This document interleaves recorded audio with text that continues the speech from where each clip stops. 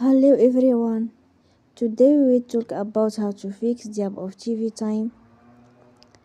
We will go to settings, then we click on apps. After that we will search the app TV time and we click. Then we will on for stop. After that we go to storage.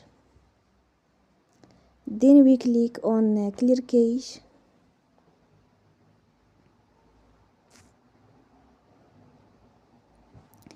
In the end, turn off your phone and you will recharge your phone again.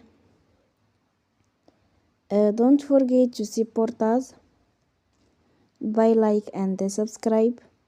See you next time and thank you for watching.